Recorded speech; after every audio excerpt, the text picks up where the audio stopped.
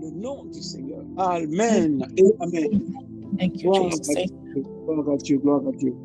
Alléluia. Alléluia, alléluia. Oui, nous allons continuer à surfer, n'est-ce pas, sur cette vague prophétique pour rester dans la dimension du 7, du chiffre 7. Alléluia. Pour rester dans la dimension du chiffre 7. Vous savez que le chiffre 7 est un chiffre important dans la Bible. Alléluia. C'est le chiffre de la complétude, de la perfection, le chiffre de l'esprit. Alléluia. C'est un chiffre qui est hautement symbolique et hautement prophétique. Dans 2 Chroniques chapitre 5 verset 3, 2 Chroniques chapitre 5 verset 3, juste une petite exhortation, une courte, on va dire courte exhortation, parce qu'il n'y a pas de petite exhortation dans le plan de Dieu. Tout ce que Dieu fait est bon, tout ce que Dieu fait est grand. Amen. Voilà. Donc, dans 2 Chroniques chapitre 5 verset 3, 2 Chroniques 5 verset 3, tout le monde peut trouver le passage. 2 Chroniques chapitre 5, le verset 3. Diaconesse Rosemary peut lire pour nous. 2 Chroniques chapitre 5 verset 3. Écoutez attentivement, nous allons demeurer, nous allons naviguer, n'est-ce pas, dans cette vague prophétique pour continuer jusqu'au bout pour voir ce que l'Esprit veut faire. Allons-y. Je lis la parole du Seigneur, 2 Chroniques 5 au verset 3. Tous les hommes d'Israël se réunirent auprès du roi pour la fête qui se célébra le 7e mois. Amen. Amen. Tous les hommes d'Israël se réunissent auprès du roi pour la fête qui se célébra le 7e mois. Amen. Bien-aimés, l'Esprit insiste sur le chiffre 7 parce que l'Esprit veut que tu entres dans la dimension de 7. Parce que Dieu est un Dieu de temps, un Dieu de 7 temps. Dans la Bible, quand vous voyez, n'est-ce pas, Dieu agit, faites très attention, il agit dans la dimension de 7 temps.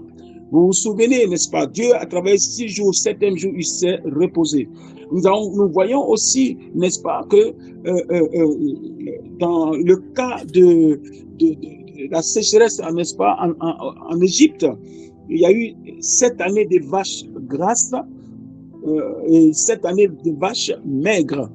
Voyez-vous, Dieu est un Dieu qui agit, n'est-ce pas, par les chiffres. Les chiffres sont très, très importants dans la Bible. Amen, amen. La Bible, hein, tous les hommes d'Israël se réunissent auprès du roi pour la fête qui se célébra le 7e mois. Pourquoi le 7e mois? Parce que c'était une sainte convocation de Dieu. C'est Dieu qui avait permis cela. Alors que nous entrons, vous et moi, dans ce 7e mois de l'année, bien aimé, je veux nous encourager vraiment à réfléchir un instant, à faire un break au message du Seigneur Jésus-Christ qui a payé le prix pour nous sur la croix du Calvaire. Voyez-vous, sur la croix du Calvaire. Jésus est mort le 14 avril, le premier mois selon de Nissan, n'est-ce pas? Le 14 avril, dans 14 divisé par 2, ça fait 7. Vous comprenez, n'est-ce pas? 14 divisé par 2, ça fait 7. 7 plus 7 égale 14. 7 divisé par 7, hein? 7 divisé par 7, vous avez, ou bien 7 divisé par 2 égale 7, pour être plus précis. Voyez-vous, Dieu agit dans la période de 7, dans la dimension du 7. Regardez par exemple la vision que Dieu va donner, n'est-ce pas, à l'apôtre Jean, qui a été adressée aux 7 églises dans le livre d'Apocalypse. Voyez-vous, Dieu, n'est-ce pas, dans Apocalypse chapitre 1 jusqu'au chapitre 3, je le crois, n'est-ce pas, Dieu va parler aux 7 églises, n'est-ce pas?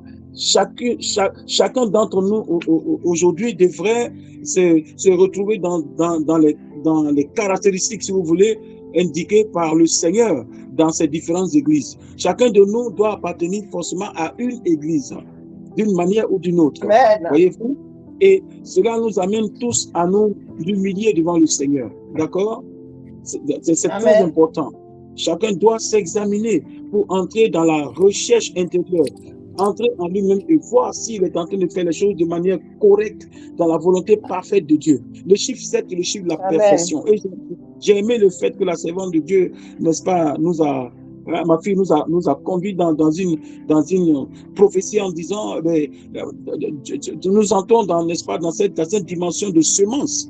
Nous demandons dans une dimension de semence. Voyez-vous, la semence porte plus que l'offrande. La semence, ça porte plus que l'offrande. Voyez-vous, l'offrande, ça peut durer des générations. Alléluia. Amen. La première fois qu'il y a eu un grain de maïs sur la terre, c'est Dieu qui l'a planté. Depuis, il y a des maïs partout. Amen. Parce que Dieu a été le premier cultivateur. C'est lui qui a donné la semence à tout. Chaque espèce avait sa semence en elle pour perpétuer, n'est-ce pas, son espèce. Chaque semence avait, n'est-ce pas, avait sa graine. Et Dieu veut que chacun de nous, effectivement, dans ce 7e mois, nous puissions composer avec lui. Nous puissions composer avec lui. Dieu est un Dieu de 7 temps. Les gens de l'Égypte ont eu raison d'écouter Joseph. Joseph leur a dit par l'Esprit de Dieu, il y aura 7 années de vaches grasses, mais après cela, il y aura 7 années de vaches maigres, de famine. Et ils ont écouté les instructions, n'est-ce pas? Je peux dire même du prophète Joseph. Et heureusement qu'ils ont écouté. L'Égypte a été sauvée, n'est-ce pas, à cette époque-là. Et les enfants d'Israël aussi, tout le peuple d'Israël a été sauvé parce que, il y a quelqu'un qui a osé dire la vérité, a osé dire aux gens ce qu'il fallait faire. Bien aimé, être informé sur une chose, c'est bien, mais faire ce qu'on te dit de faire est mieux. Amen. Alléluia. Amen. Avoir la foi, c'est bien, mais ajouter les œuvres, c'est encore mieux. Alléluia. Amen. Alléluia. Amen. Amen. Tout d'abord, reconnaissons que notre robe a besoin d'être lavée. Parce que c'est la semaine c'est le mois de la perfection. Nous devons être habillés en blanc et en lin blanc dans le domaine spirituel. Nous devons demander que nos robes soient lavées, nos robes soient purifiées de toute tache et de toute souillure. Amen. Amen. Parce que avant que Dieu n'accepte ton offrande, il doit d'abord accepter ta personne. Car si Dieu rejette ta personne, il rejette aussi l'offrande. Souvenez-vous d'Abel, souvenez-vous de Caïn. Amen. C'est pourquoi nous devons commencer par le fait de reconnaître effectivement que nous avons besoin d'être nettoyés, d'être purifiés, d'être lavés, n'est-ce pas, pour que nous puissions accomplir ces instructions. Bien aimé, ces indications, c'est ce que Dieu nous dit ici se retrouve dans ce terme simple. La repentance véritable, la repentance vraie, pas la repentance religieuse, pas la repentance superficielle, pas la repentance selon le monde, mais la repentance véritable. D'accord? La repentance simple. Bien aimé, en tant qu'enfant de Dieu, en tant que citoyen du royaume, le Saint-Esprit est en train de parler. La trompette du retour du Seigneur est en train de sonner partout dans le monde aujourd'hui. La trompette, le Saint-Esprit est en train de faire sonner la trompette partout. Partout, on entend le royaume, on entend le royaume. L'Esprit de Dieu est en train de faire tomber la trompette. Bien aimé, nous devons répondre à l'appel de Dieu. Nous serons réunis quand la trompette, n'est-ce pas, la dernière trompette va sonner, nous serons réunis auprès du Seigneur, notre roi. Pourquoi? Pour célébrer les noces de l'agneau, parce que nous sommes l'épouse, et lui, il est le époux. Et l'Esprit de Dieu est en train de non seulement nous préparer, non seulement en train de sonner la trompette, mais en même temps, il prépare l'épouse aussi. Je vous avais dit la dernière fois, il ne vient pas chercher une épouse adolescente, il vient chercher une épouse mature. Il vient chercher une épouse nettoyée, purifiée, sans tache ni ride. Alléluia. Amen. Amen. Ce mois doit nous aider à nous soumettre au Saint-Esprit pour faire ce travail noble. Ça passe donc par la véritable repentance. Que le nom du Seigneur soit. Donc, les événements, bien aimés, que nous vivons de nos jours, disent simplement que le dernier signe avant l'avènement du Seigneur est là. Le dernier signe avant l'avènement. Tous ces événements que vous voyez dans le monde, ces événements mondiaux que vous voyez, les catastrophes naturelles, les dérèglements climatiques, les inondations, les boulements de terre, feux de brousse de plus en plus, des guerres partout. Bien aimés, ce sont des signes avant-coureurs. Ne soyons pas comme les gens du monde. Bien-aimés, nous sommes du royaume de Dieu. Nous sommes le peuple de Dieu. Nous n'avons rien à craindre. Mais nous ne devons pas aussi être ignorants quant aux événements précurseurs, n'est-ce pas, du retour de notre Yeshua. Alléluia. Amen. Que Dieu soit glorifié. Nous vivons des moments bénis. Ces moments-là, et pour les gens du monde, ils se posent des questions. Mais toutes les prophéties qui annoncent son retour se sont réalisées jusqu'à aujourd'hui. Toutes les prophéties concernant le Messie, toutes les prophéties concernant Yeshua se sont réalisées les unes après les autres jusqu'à maintenant.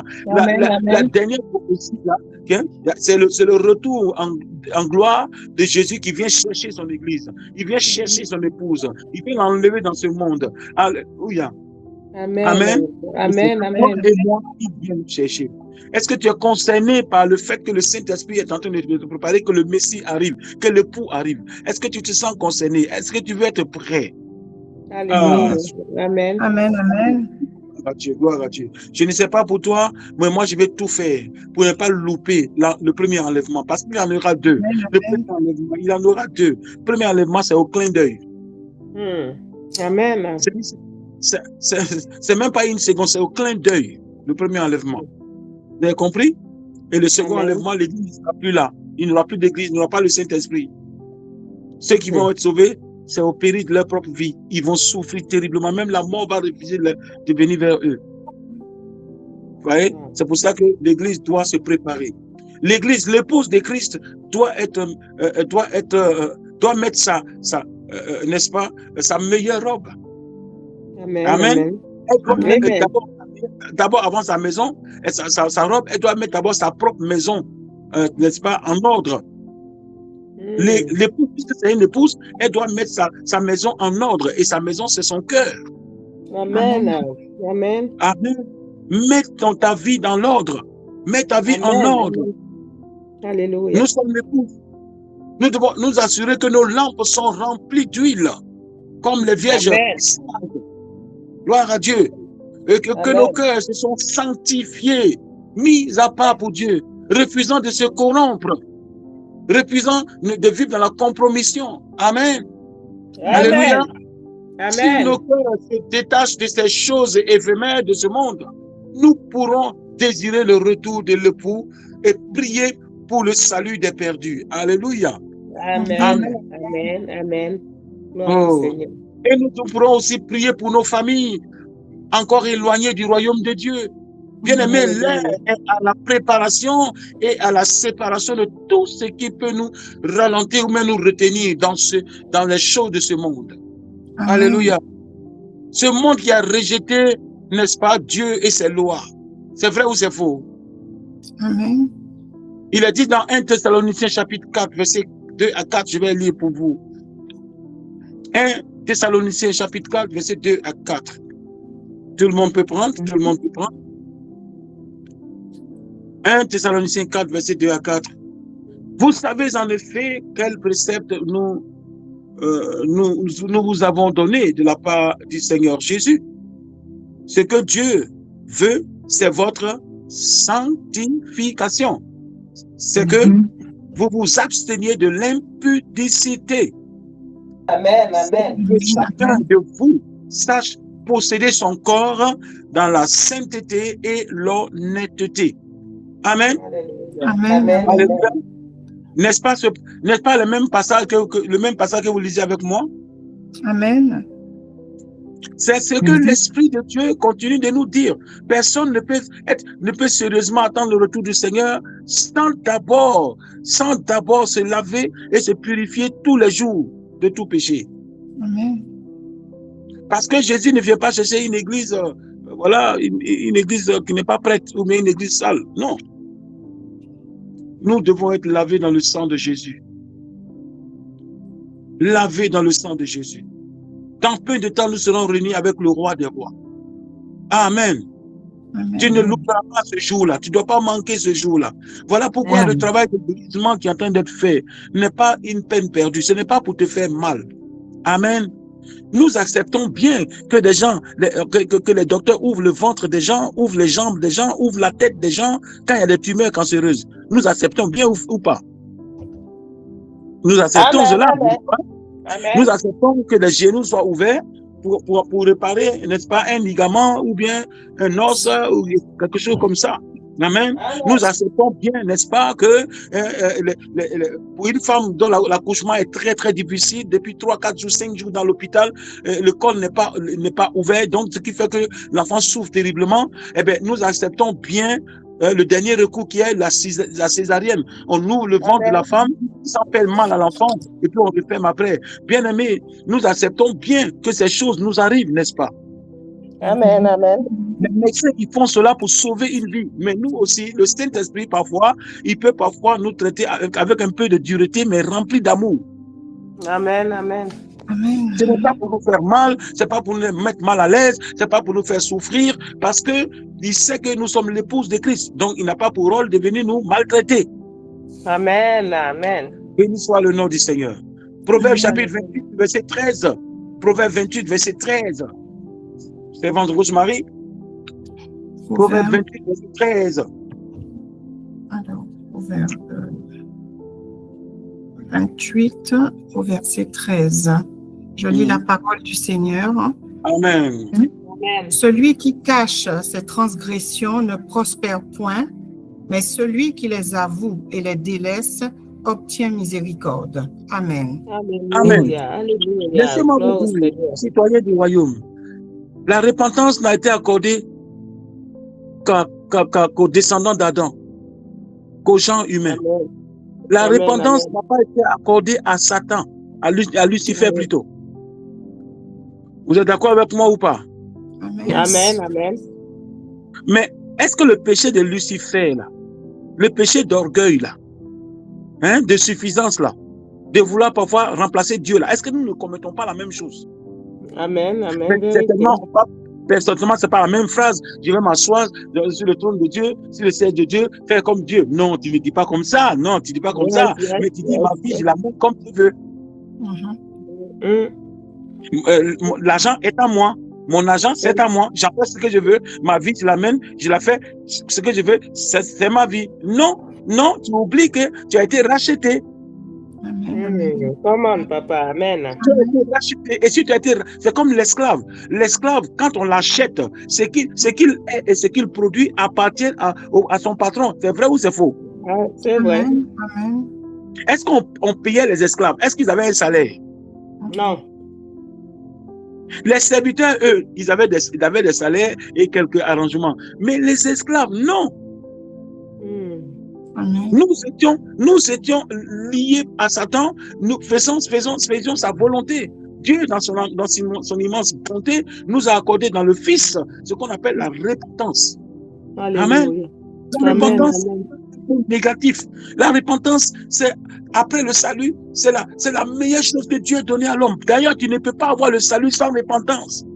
Amen. Amen. Elle vient même avant le salut. Pierre dit, repentez-vous et que chacun de vous soit baptisé au nom du Seigneur Jésus pour le Alléluia. pardon de vos péchés. Amen. Ainsi, pour recevoir le Saint-Esprit, car la promesse est pour vous et pour vos enfants et pour ceux que Dieu touchera en aussi grand nombre. N'est-ce pas? Alléluia. Ça veut dire que la repentance, c'est une bénédiction. Ce n'est pas quelque chose de négatif. Non. Amen, amen. Amen. La repentance, c'est le cœur contrit. Quelqu'un qui est fâché avec lui-même. Pourquoi est-ce que j'ai commis un tel péché? Mais après, il prend espoir. Mon Père est miséricordieux. Il a pourvu à la croix. Le sang de Jésus est disponible pour moi.